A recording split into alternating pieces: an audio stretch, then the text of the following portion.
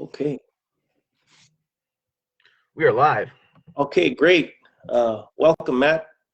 Thank you. Welcome to our our guy. Maybe you should welcome me since I'm on your page. How you doing? I'm well. My page is your page. Me. Mi Casa. casa, mi casa. Yeah. All of it. It's all good. It's all good. All right, all right. Well, I'm glad to be back from. Were we out for 2 weeks or were we out for 1 week? I think we might have been out for 2 weeks. Oh no. Okay. All right. All right. Well, I'm very glad to be back, and I'm very glad to be addressing chapter 16. Chapter 16. I don't know if I've said this before. It's just that every time I read it, chapter 16, the production of absolute and relative surplus value is the title of this chapter. I'm reminded of the work that I do, not just generally as an educator, or the work that I've been doing over the years, Matt, but I'm reminded of conversations that I have with students about the production of surplus value and the creation of surplus value, and in a sense, the creation of the sort of work, or rather the creation of workers such that they produce surplus value, such that they represent, such that their work represents surplus labor. And so this is very neat. This is a very neat and interesting discussion for me. But before we get into it, Matt, is there anything that you'd like to share? Hello, Garay. What would I like to share? I don't know. I've been working hard. It's been kind of messing a little bit with my sleep cycle, so I need to figure out a better way to go about things, because it's very important to.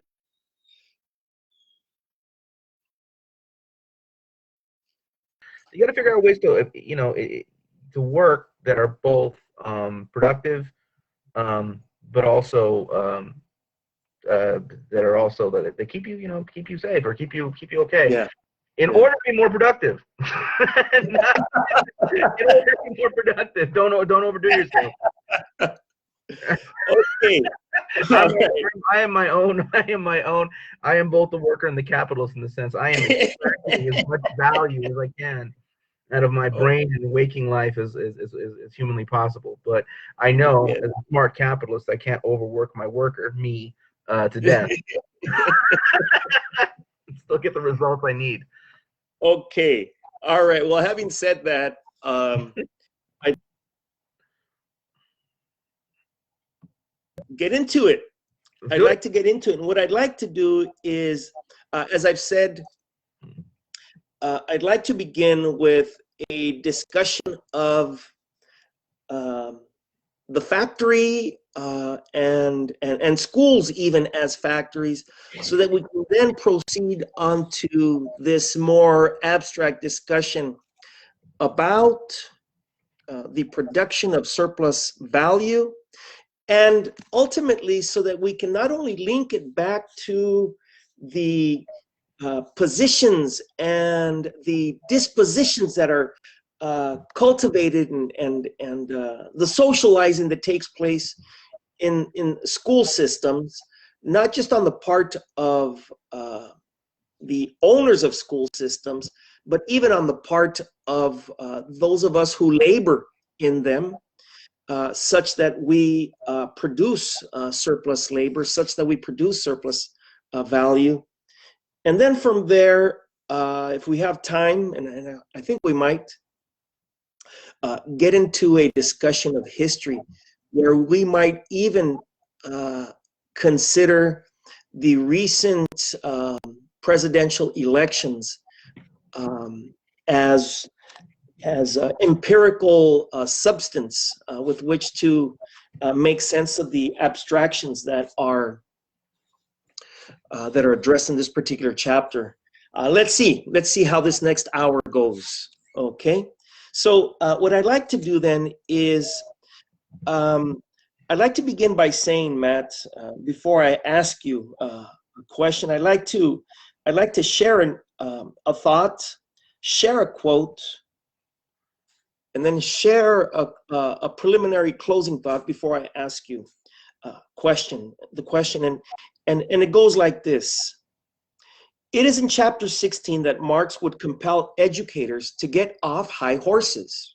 I'm not saying that all educators are on a high horse, but my experience over the 30 plus years that I've been an educator is such that I'm witness to a variety of pretensions and conceitedness on the part of educators in relation to their students, in relation to me, in relation to me even, right? And in relation to the communities in which they work. In any case, it is in chapter 16, as I say, that Marx would compel educators to get off high horses, and based on the objective similarities between factory owners and the owners of schools, illuminate shared interest between them and other workers. What I'd like to do at this point is I just like to share a short quote, okay? And the quote from chapter 16, again, the title of the chapter is The Production of Absolute and Relative Surplus Value. The quote goes like this. Capitalist production is not merely the production of commodities. It is essentially the production of surplus value.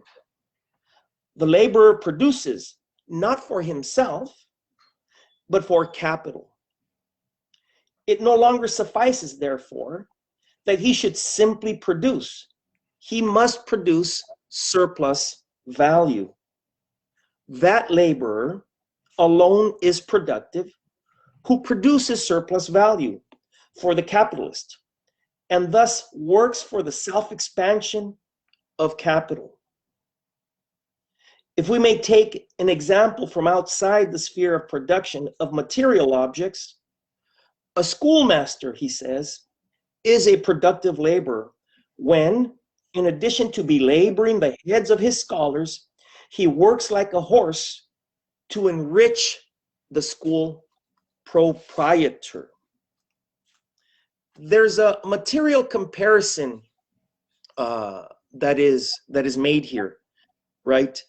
In the sense that Marx identifies that labor takes place in spaces, right, that do not belong to those who work there. That labor generates surplus value for the owners of those spaces.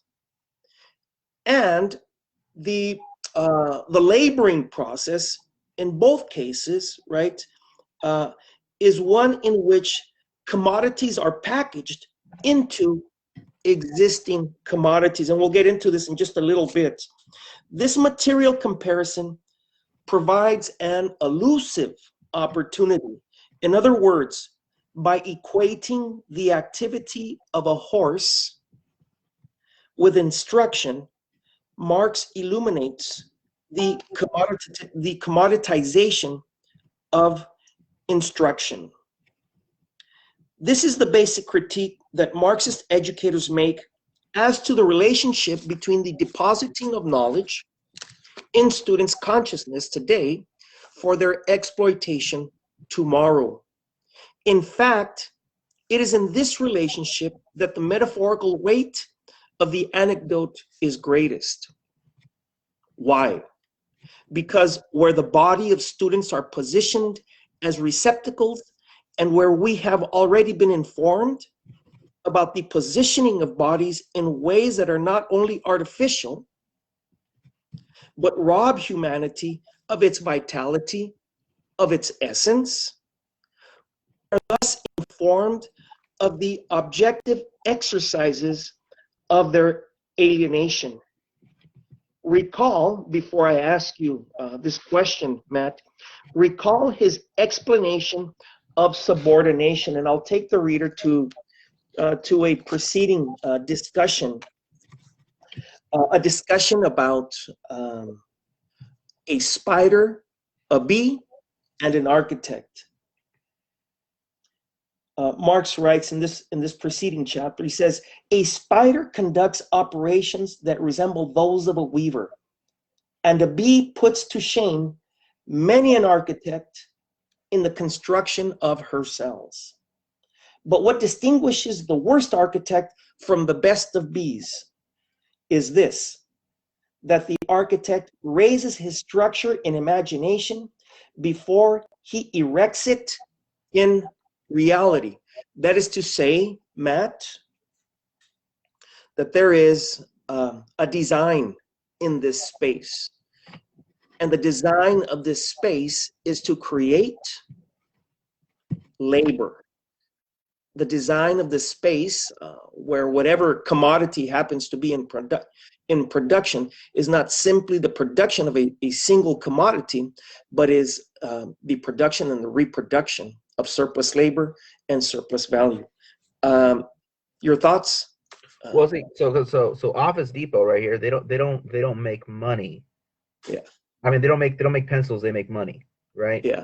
The pencil is just is the vehicle towards making that money. Yeah. Now you take a school, for instance. Now, a school, if it's private, they don't train students. They don't make educations.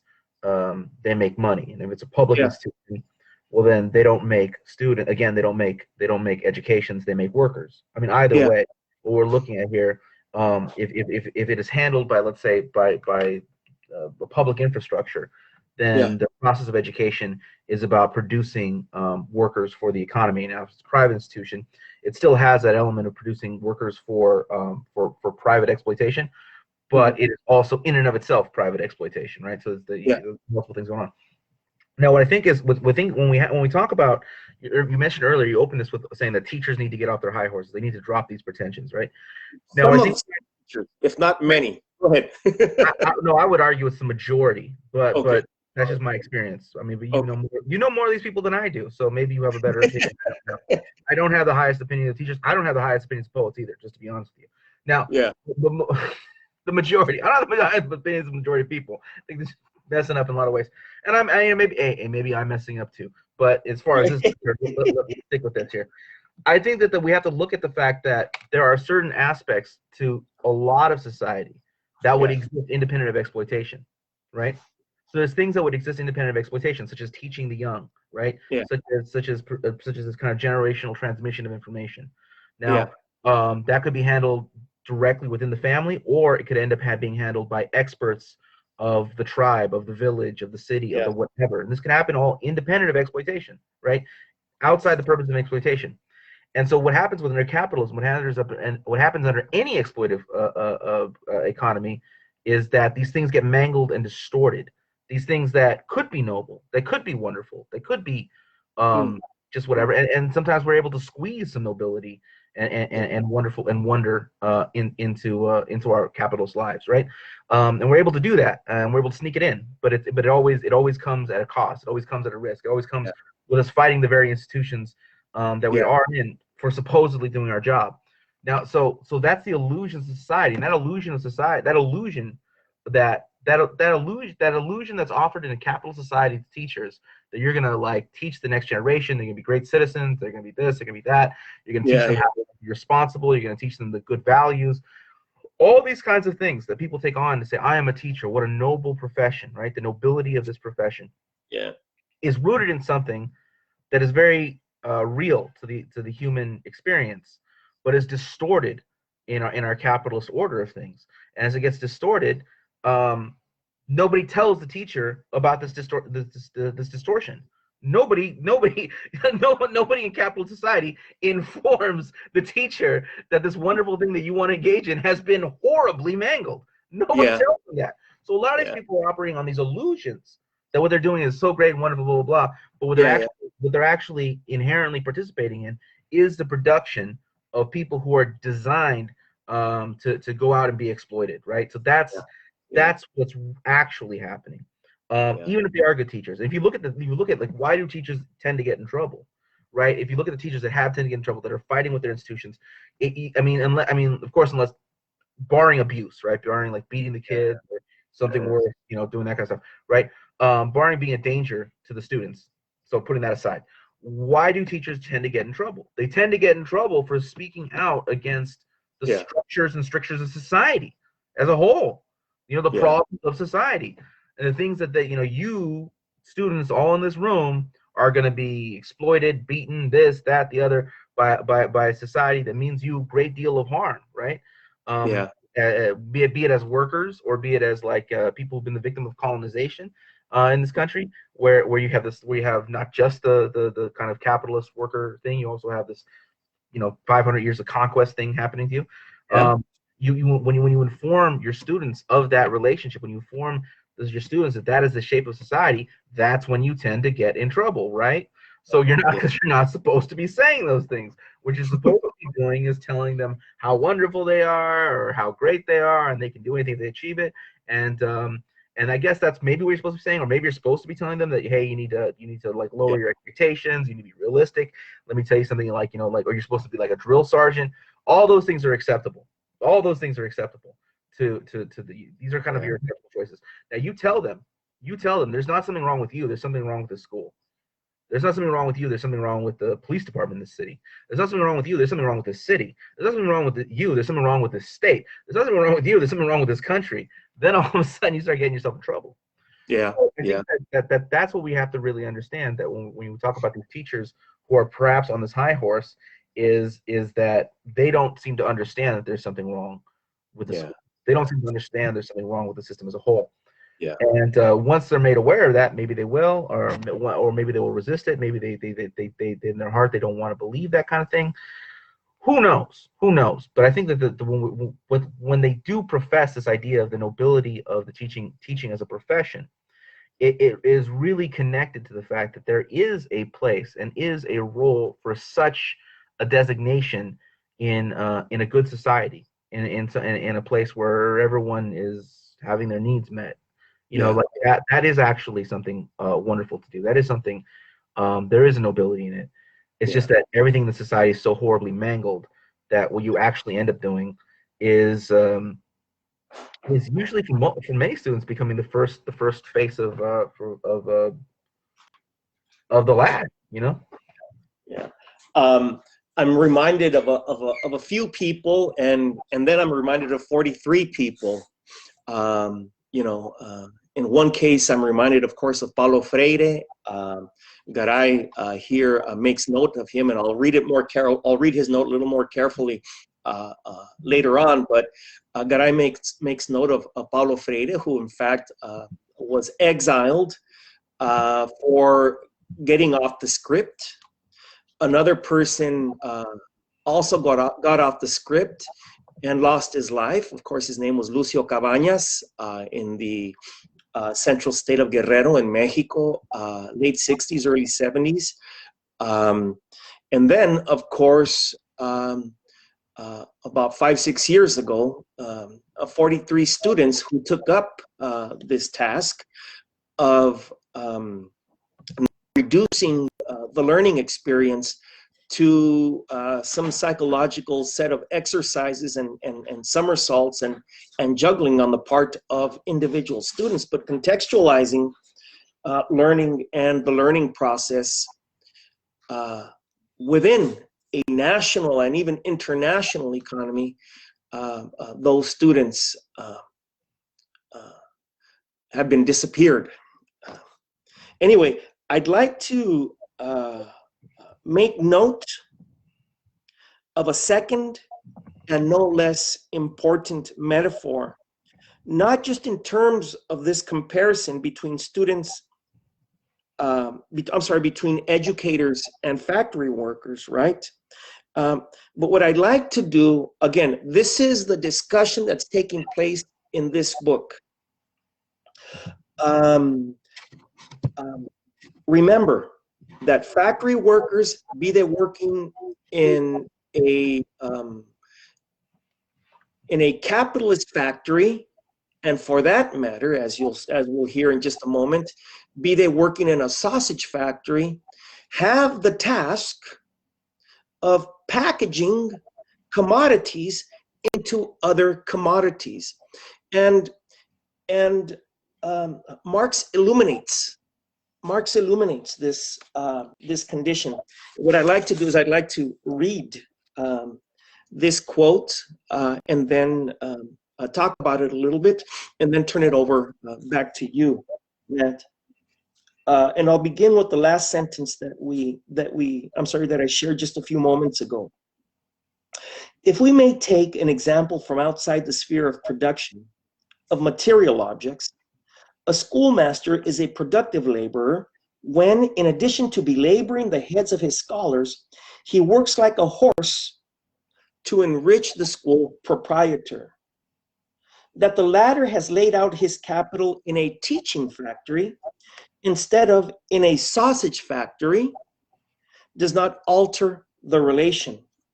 Hence, the notion of a productive labor implies not merely a relation between work and useful effect, between labor and product of labor, but also a specific social relation of production, a relation that has sprung up historically and stamps the laborer as the direct means of creating surplus value. I'm not sure if Marx kept kosher, Matt. Yeah. Sure if he did. Yeah. But his Hebrew ancestry must have made him averse to the consumption of pigs' intestines. It is, after all, feces that makes its way through it on its way out of the animal's body. And here is just the point. If students are comparable to intestinal lining, then what is it that is inserted into both if it isn't scraps? For their seasoning, and here I'm talking about the seasoning of the intestines, and here I'm talking about the seasoning of students, and their drying for subsequent consumption.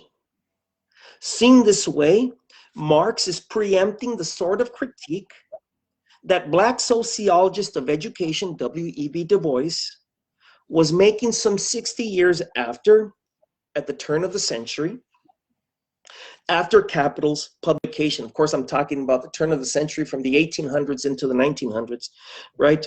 In his critique, of course, Du Bois was critiquing the back to basics training that was taking place in Black colleges, in what we today call historically Black colleges and universities, early in the 20th century. Keep in mind, right, that in chapter 15, we also read about 19th century schooling. Anyway, your thoughts, Matt? Well, before we move on to this, the last thing I want to make about the last conversation we're having. We're talking about people being murdered in different parts of the world, but nothing of that nature that I know of that I can point to has happened in the United States in recent history like that. But people have lost their jobs. I mean, like one of the stories I remember not too recent past was the case of Karen Salazar. With LAUSD. I mean, she got thrown down. High school, I think, right? Yeah, the high school for teaching. I think it was the autobiography of Malcolm X, and that they ended up giving her the boot. And I know another teacher, Mark Gonzalez, he also felt the pressure there, and he ended up kind of resigning in Sal Castro. Huh? Sal Castro. Sal Castro. I mean, I didn't even think about that, but yeah, Sal Castro. What a great example of a man who almost ended up in the pen doing some serious time for his activity. The FBI was investigating the walkouts back in the 60s. Another recent case, I know that there's been a number of people that have that have gone down.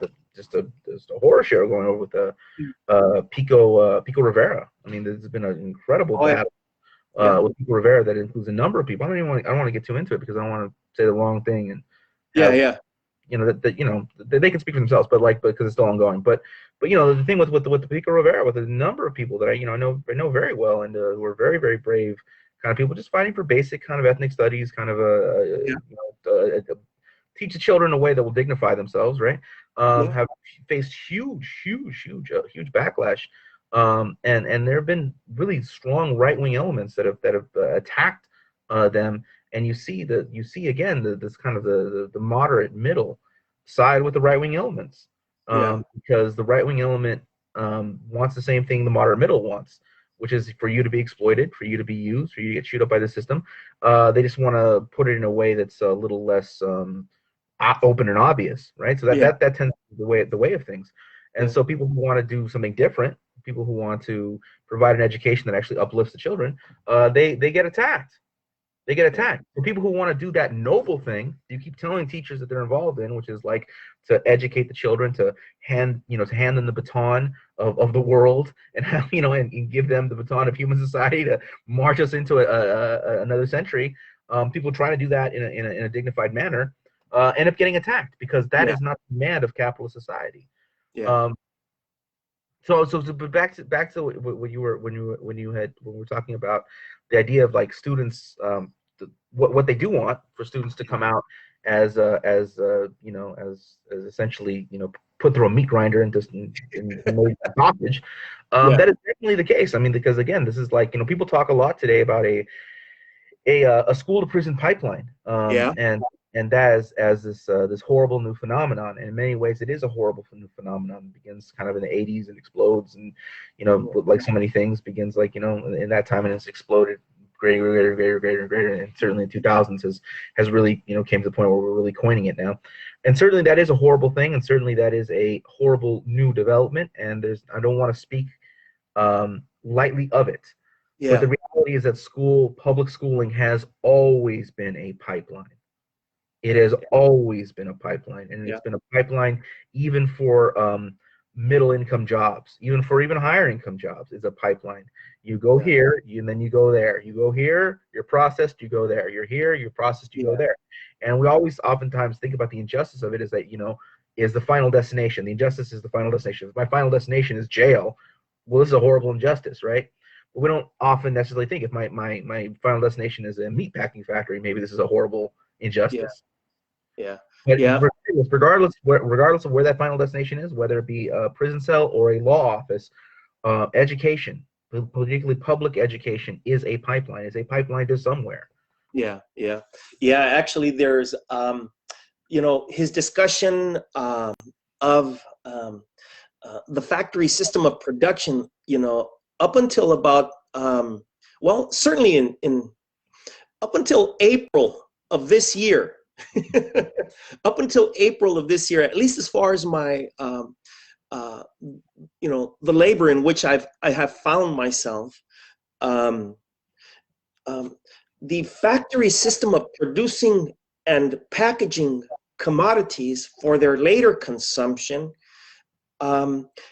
is premised on a set of factory relationships, from the turn of the century, from the late 1800s into the beginning of the 1900s. And that is essentially the model, the platform, the architecture in which I have found myself up until April or March of this year, 2020. And of course, that's not by accident, as you note. That is in fact by design. That I've turned to a preceding chapter is of little surprise, in my discussion of the bee, the spider, and the architect. That I've turned to a preceding chapter is of little surprise, as there are a variety of dialogical relationships between different chapters in this book.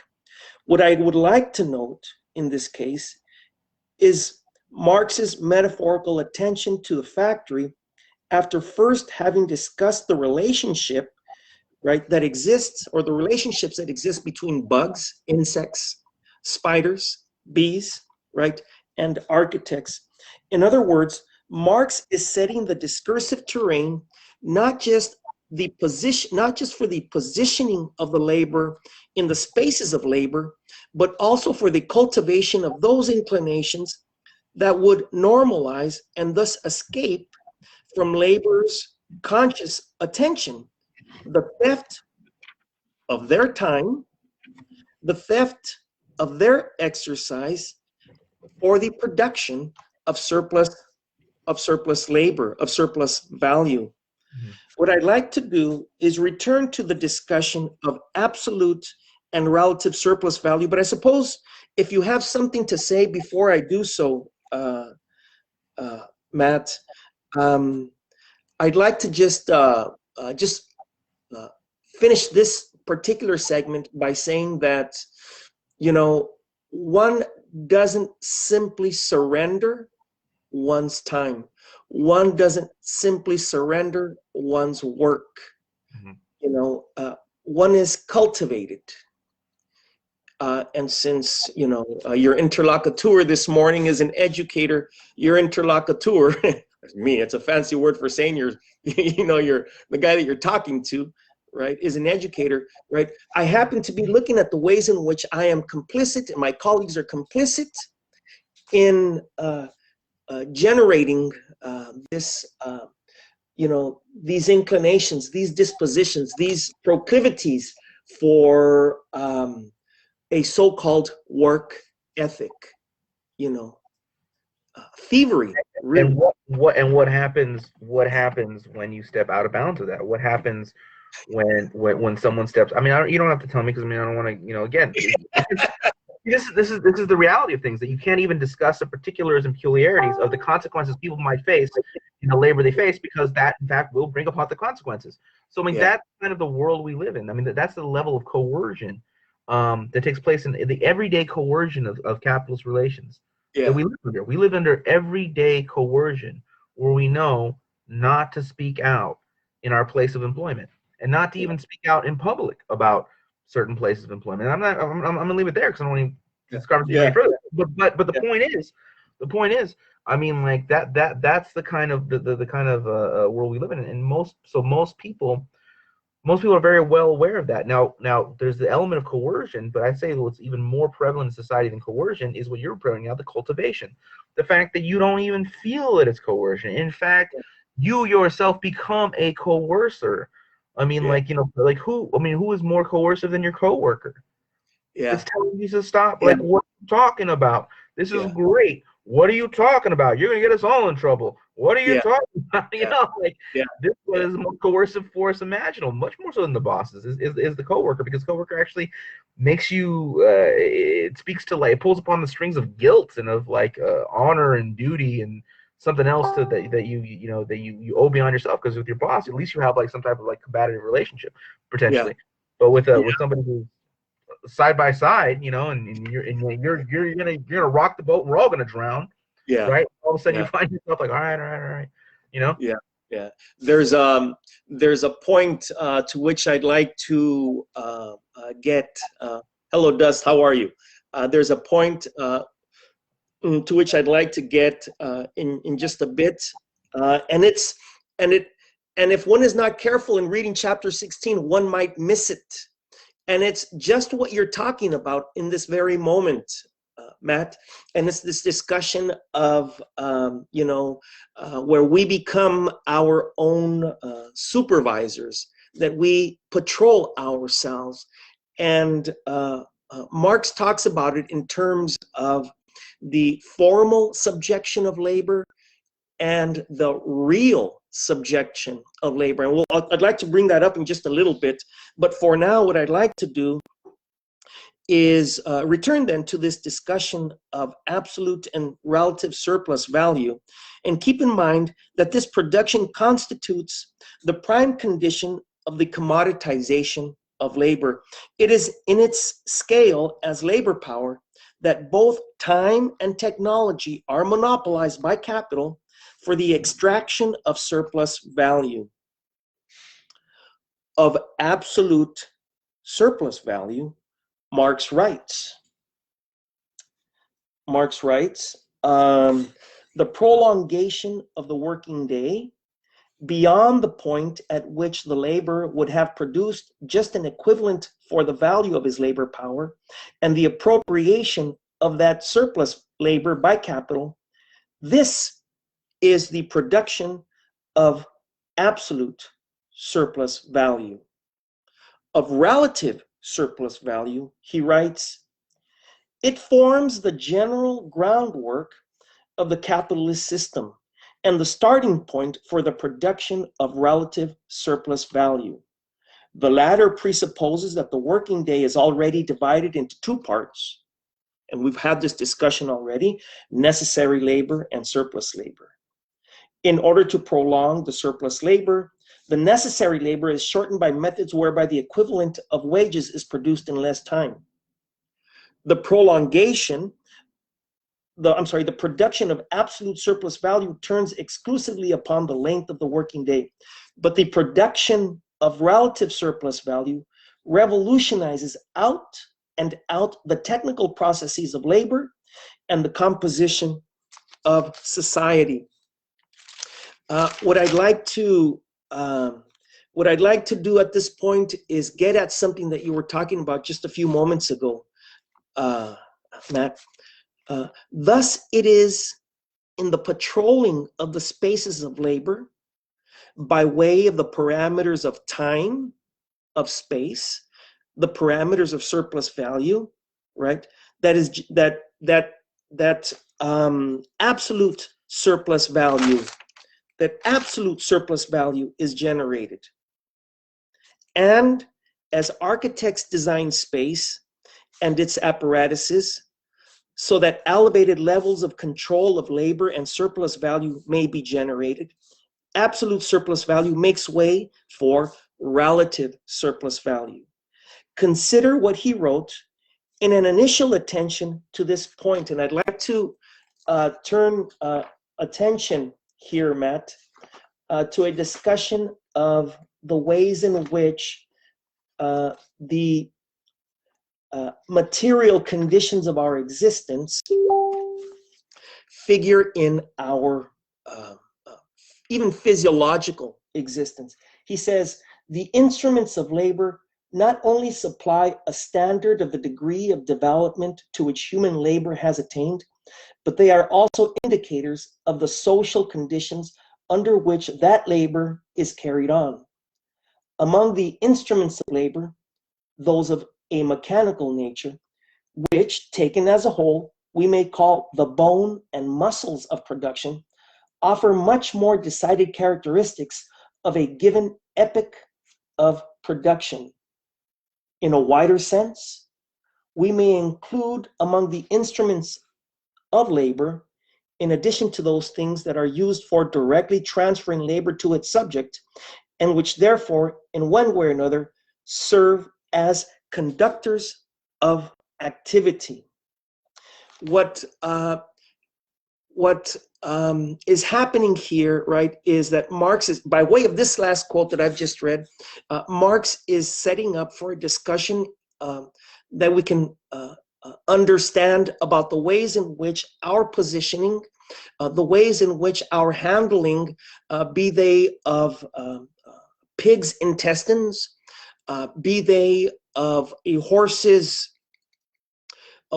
reins, or be it of our handling of our students' heads, right? That we are also being socialized to perceive and interact with the world in ways that conform with the capitalist system of production, such that the pig's intestines, the horse, right, and the student is cultivated such that he or she, or that they, right, interact with one another and with the world in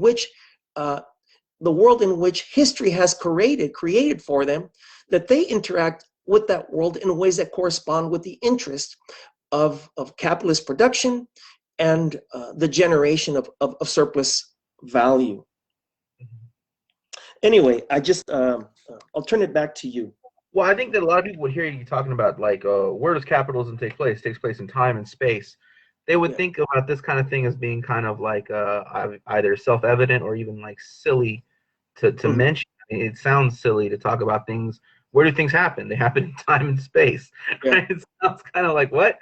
But the reality is that we operate on so many levels of presupposition that we don't question these things. We don't question the way schools are structured. We don't question the way factories are structured. We don't question the way things are structured, because we think of them as inherent. We think of them as normal. We think of them as no different than the mountains or the stars. We think of them Yeah. as like, of course, a factory is shaped that way.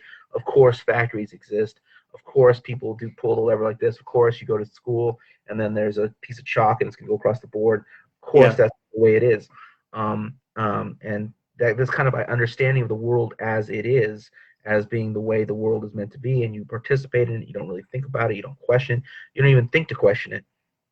Is how we are trained. I mean, it's how we are trained. We're trained to think of these things as inherent, and not just we're trained to think about our activities not as our peculiar, historically developed activities. Mm-hmm. We're trained to think of our activities as, you know, what they are, right? So why would you even say that capitalism takes place in time and space? Why would you say that education takes place in time and space? What are you even talking about? Well, it gets us to challenge these presuppositions, right? Yeah. And most people, I think, operate in a way where they think they've learned something because they challenge one set of presuppositions, but then they don't even understand that there's like there's like many levels of presuppositions above Yeah. that. Yeah. And that, you know, what they think they're looking at, let's say they think they look at the cause, they think that they look around them, they see all these effects, right? And they think that I've outsmarted this thing, and now I'm looking at the cause, and yet the cause they're looking at is actually the effect of an even higher cause, or even Yeah. a prior cause. Yeah. And so that kind of that kind of way of thinking is kind of I don't know. So when you mention, you know, like these things taking place in time and space, my immediate thought is like, well, where else would they happen other than Yeah. time Yeah. and space? Yeah. Yeah. Um, but But even but time and space are historical conflicts. no, I'm not saying it's not. I'm not saying that it's not relevant or it's not Yeah. Yeah. Yeah. to say, but it's saying that's how, even when talking about Yeah. capital, my mind is still trained to be like, well, where the hell else would it take place? It's time and space, right? Yeah. Like, you know, where Yeah. where else would things happen other than time and space, Yeah. other than in physical reality? Where would Yeah. they take place? So, but that's kind of the question of like how we shape. Even language itself is shaped. You know, all these things, even our means of communication, Yeah. can be called into question. Yeah. Um, and so, which called into question. I mean, I think that, you know, because of the way our society is structured, we think to call into question is to discredit, right?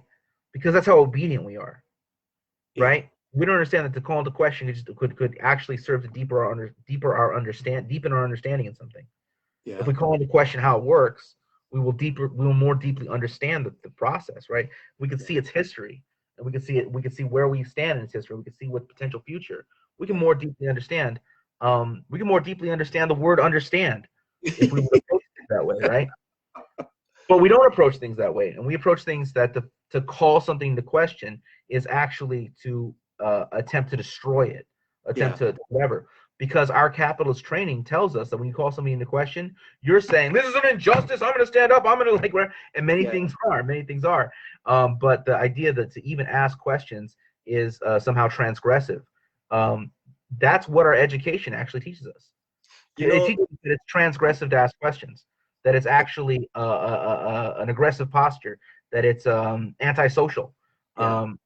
to raise questions within within the process of learning, right? Yeah. Well, why is that? That's Yeah. not because the arrogance. It's not because of the individual arrogance of professors. It's not because of the individual arrogance of instructors. It's not because of the individual arrogance of high school teachers. It is because of the capitalist system. The capitalist system is not here to listen to your questions. It is not here to help you with the wideness of your eyes and the fertility of your imagination. The capitalist system here is for you to get to work. It's to sabotage the why of things. Yeah. You know. I wonder if, you know, when we hear, however condescendingly and patronistically we hear about, you know, why don't people ask why anymore? Why do they stop asking why once they get? Well, of course they stop asking why, because they go to a place where, you know, imagination and art, poetry, is sabotaged. And I'm not speaking just literally. I'm sorry, I'm not only speaking metaphorically, I'm speaking literally. You know, you go to school to have that capacity, you know, removed from you, because it's in that capacity that one has the possibility of as the saying goes, imagining another world, imagining another set of social relationships, Yeah. right, that are in the interest of the people that find themselves together. Yeah. Yeah. So what ends up happening? I mean, I had a horrible time in school. I had a horrible time in school. Yeah. Because I just can't get with the program. I mean, I'm just so. I mean, I'm saying it's a joke, but like the reality is, I just can't. I mean, maybe it's good. I mean, it's both good and bad, right? It is what it is. But I mean, I'm told this story that when I was like 5 or 6 years old, our instruction was to make paper mache ornaments, Christmas ornaments. But I knew we had so many Christmas ornaments at home because my mother really loved Christmas. And so I was like, wait a minute, like I have all these Christmas ornaments at home. This is a waste of my time to make this paper mache ornament. Right. And then they were like, no, just do it. Just do it. And I said, I ended up protesting. And I said, this is a waste of time. And they kept pushing. And I said, this is an infringement on my civil rights. Right. And I'm like, so I don't know where I heard this before, but I said, this is an infringement on my civil rights. And then they like insisted. And then I threw myself on the ground and refused to move. Yeah.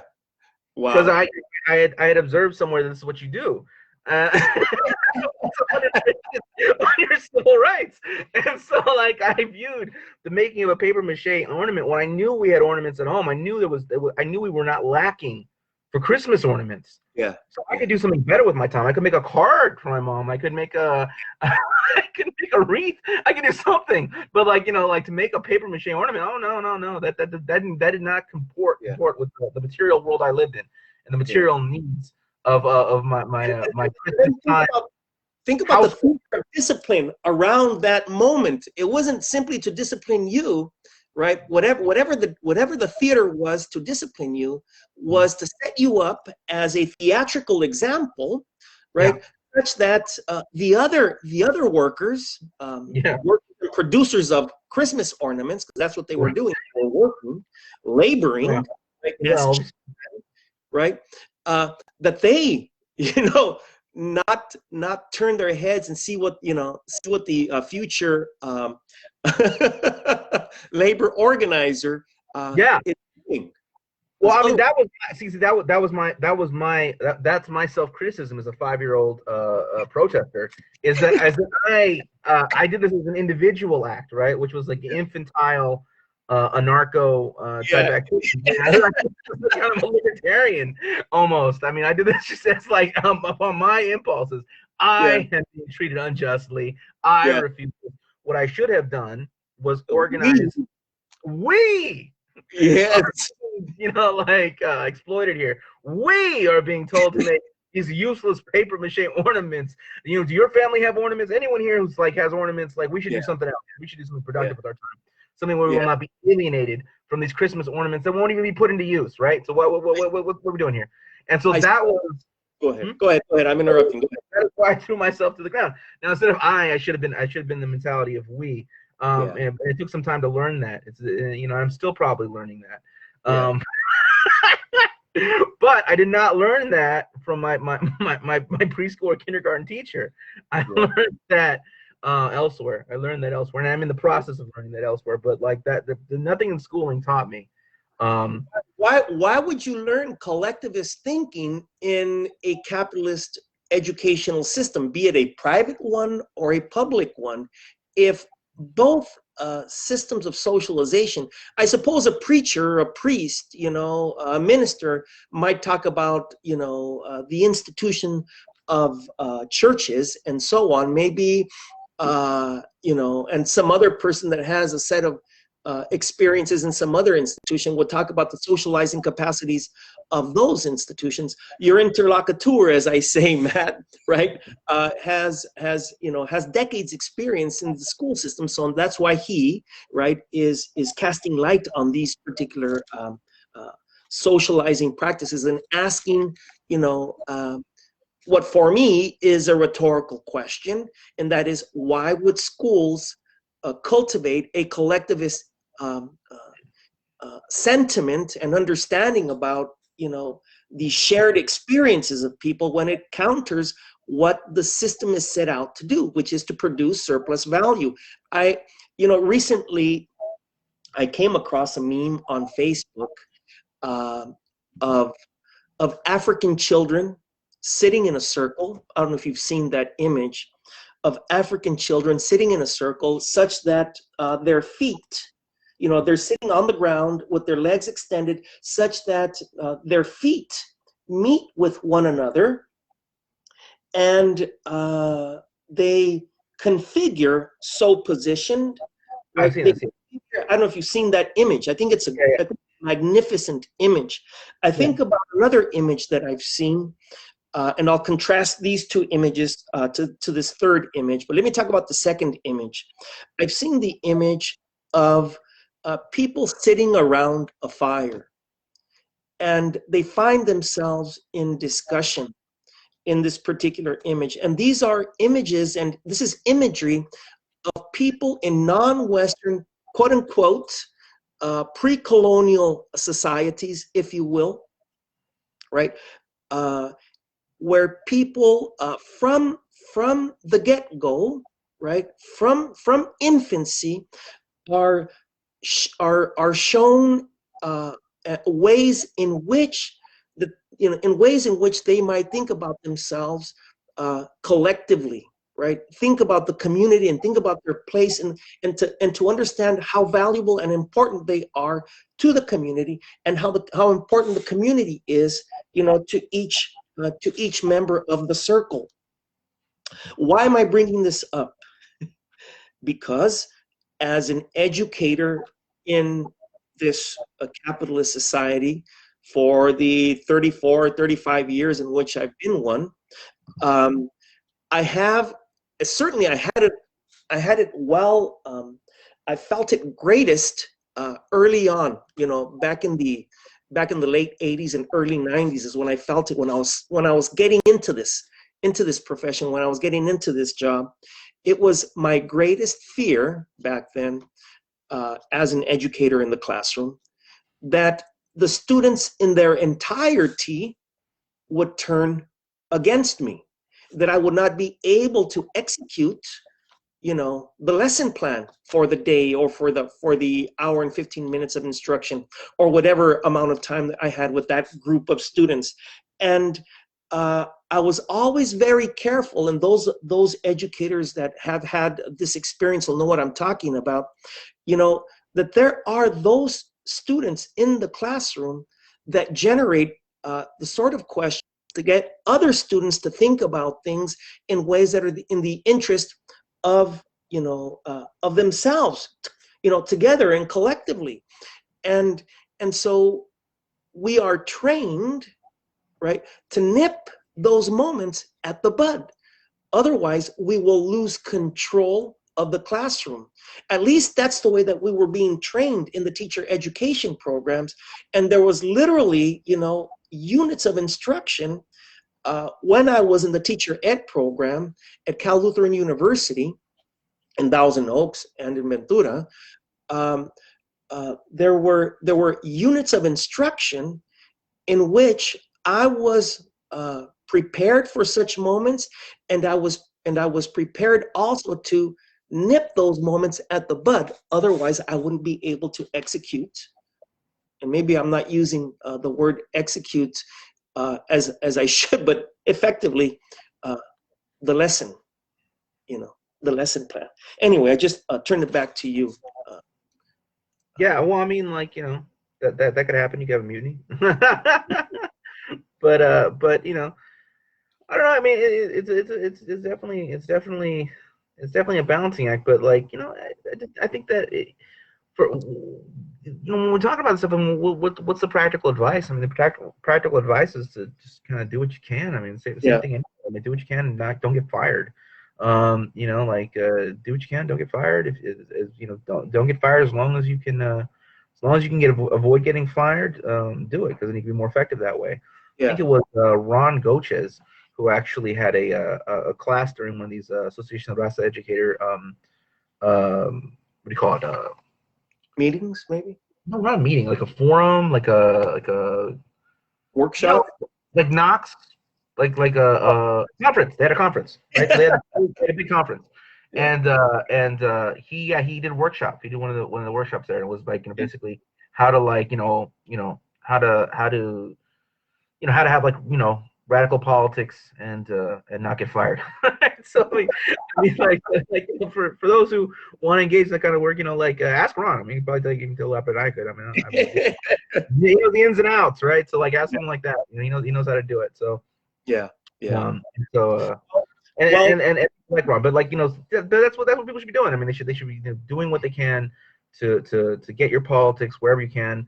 No different than you would working at a factory, no different than you would working at Target, no different than you would working anywhere else, right? Get the politics across where you can, and try not to get fired.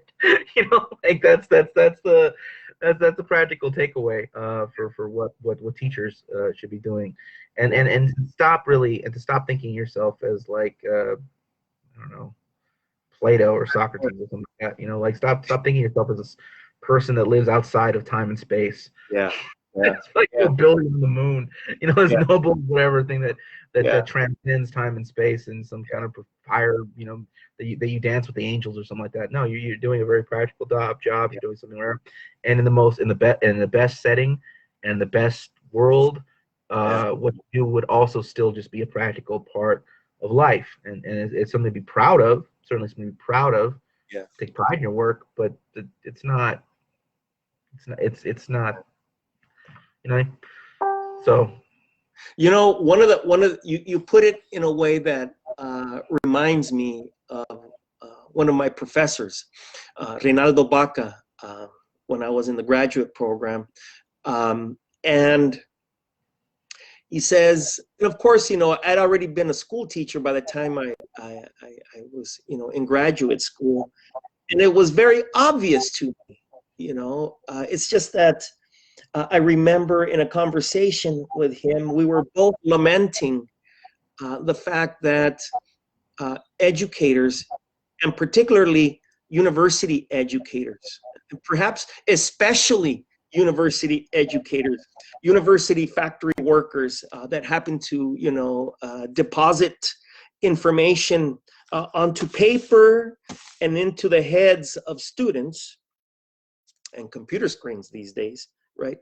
They think, many do believe that they are up on the ivory tower. Many believe that they are not workers.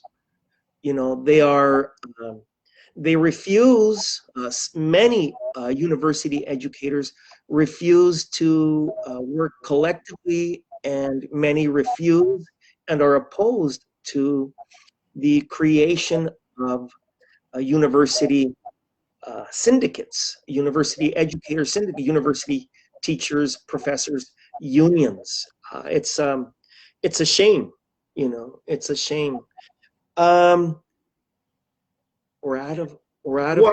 I mean, I think that people, like I don't want to make people feel as though that they shouldn't like reach for the stars and try and like be ambitious and want to write these things and have their name be spoken for centuries and that sort of thing. And so I understand that the want of to have to write work that is immortal. I mean, I understand that impulse. Yeah. It doesn't mean you're a worker. I mean, it does not mean in your day-to-day you're not a worker. It does not mean you're absent that. I remember being on a campus where these students were talking about bringing together, because there was these horrible abuses that were going on with the worker abuses that were going on against the food preparation, against the food prep workers. And they were saying like, well, we're going to get custodial. We're going to get we're going to get the workers plus the teaching staff plus the students. And I had to be like, well, why do you think of the teaching staff as not the students? I mean, as not the workers. You know what I'm saying? Why do you think of organizing teachers as different? You're not saying like you think of the custodial and you think of the food prep workers as like one and the same, but then the teachers are something different. But in reality, I mean, many of your professors that you're going to get involved are adjunct professors, right? Majority of them are adjunct professors, and a custodian, if they got a good union contract, is making maybe $70,000 a year, right? Which is much more than an adjunct professor. So I mean, they're actually in a different they're actually in a different income bracket, to be honest. But even making kind of poverty wages, if you still hold that title as an instructor, professor, doctor,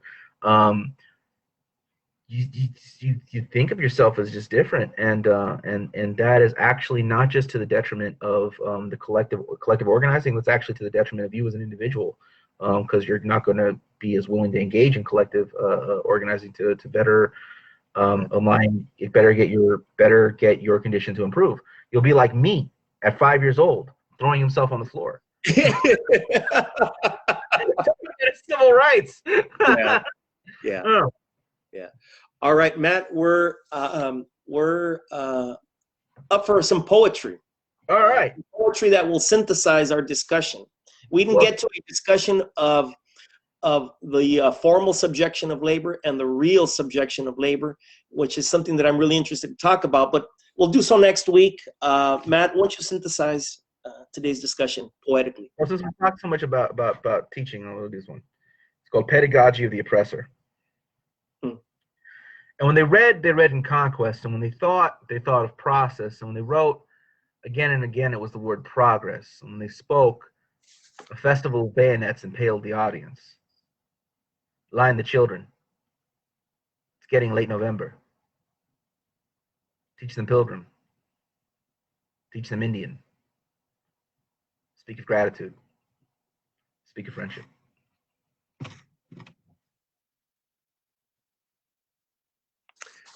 Words to contemplate for your work week. All right. Thank you so much. Appreciate it. See you soon. See you soon.